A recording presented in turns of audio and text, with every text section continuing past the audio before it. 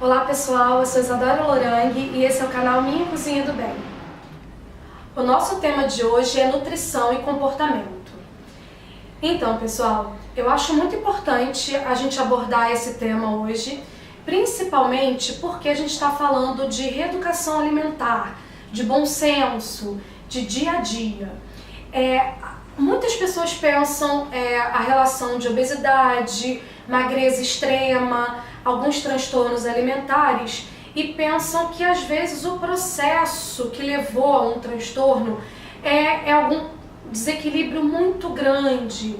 Mas na verdade a nossa cabeça vai evoluindo o problema alimentar de uma forma pequena, pontual e que a gente pode perceber durante o nosso dia a dia. Um paciente, às vezes, que vem saindo da obesidade, vem fazendo uma reeducação alimentar, com uma certa restrição para que ele consiga perder peso, esse paciente tem que tomar o cuidado de não se restringir demais também. Por quê? A gente está saindo de um paciente consumindo uma quantidade calórica absurda, muito mais elevada do que o gasto energético dela, e vindo para uma estrutura um pouquinho mais restrita, fazendo atividade física, mudando o hábito. Esse paciente se anima, tem um resultado maravilhoso, mas aí de repente ele tem medo de comer. E a gente pode gerar outros problemas, principalmente relacionados ao prazer da comida, à vida social, à rotina em família. Então eu acho que é muito importante a gente ter um certo cuidado em como avaliar a nossa rotina, o nosso dia a dia. Eu sempre sou a favor de falar a palavra reeducação alimentar e não dieta, e sempre pensando no bom senso. Então, um paciente que está em processo de reeducação, ele pode sim comer uma pizza de vez em quando, ele pode sim comer alguma coisa fora do controle alimentar, momentaneamente, que lhe dê prazer. Mas o dia a dia desse paciente vai ser mais saudável. A gente não pode deixar uma coisa pontual estragar o todo.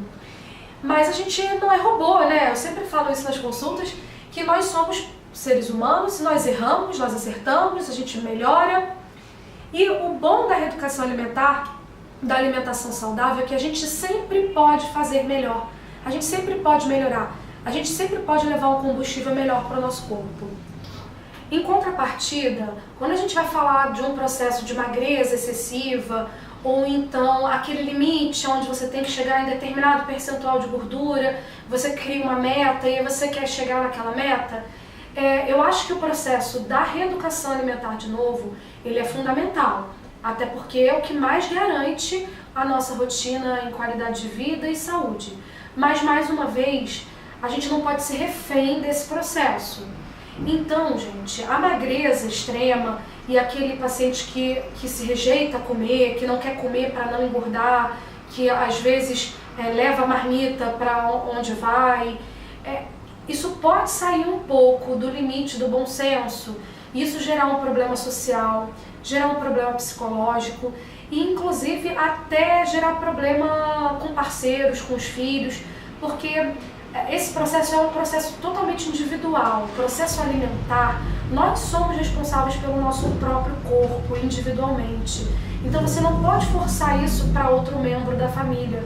Então eu sempre gosto de pensar o paciente o mais individual possível. Então, como esse processo é único e individual, a gente tem que respeitar muito o limite do outro e não forçar um processo na rotina da casa.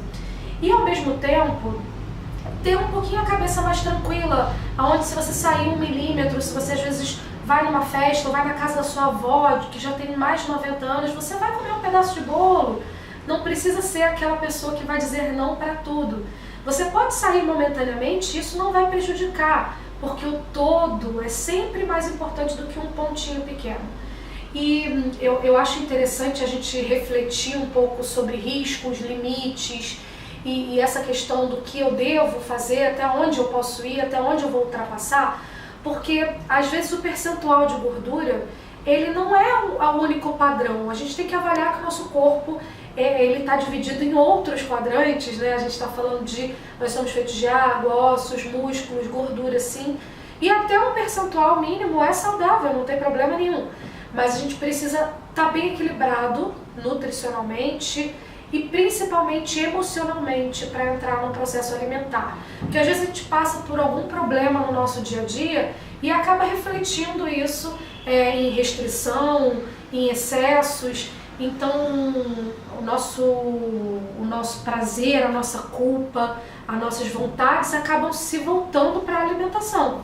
Então eu gosto sempre de mostrar para os pacientes a enxergarem que a gente não deve colocar nossas frustrações, nem todas as nossas vontades e muito menos a nossa competência quando a gente fala de comida. Comida é comida e eu acho que a comida está muito além da comida, emocionalmente falando.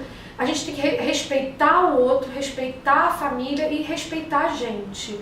Então eu não sou a favor de você comer uma besteira sempre, mas eu sou a favor sim, de se hoje você sente vontade de comer determinado alimento, se aquilo vai te trazer mais benefício emocional e você precisa daquilo, você quer aquilo, pode fazer sim, mas controlando a rotina diária, para isso não se tornar um excesso frequente. Mas a reeducação, acho que mais uma vez entrando aqui na nossa conversa de hoje, é a palavra-chave. E bom senso, planejamento e atividade física, água, dormir bem e vários outros fatores importantes para esse processo dar certo e o nosso corpo tá saudável, bem nutrido e a gente está bem emocionalmente, fisicamente e esteticamente também, que faz parte. Mas eu acho que o fundo do processo é muito mais emocional e físico do que propriamente a gente pensar na estética. Ela vai fazer parte, mas como um conjunto final de um organismo, de um corpo individual. Então, gente, o recadinho que eu tinha para vocês hoje era esse. Eu espero que vocês estejam gostando do nosso canal. Aproveita e segue a gente no nosso canal Minha Cozinha do Bem. E não deixe de ativar as notificações para vocês poderem acompanhar todos os nossos vídeos. Um abraço, esse foi mais um Cozinha do Bem.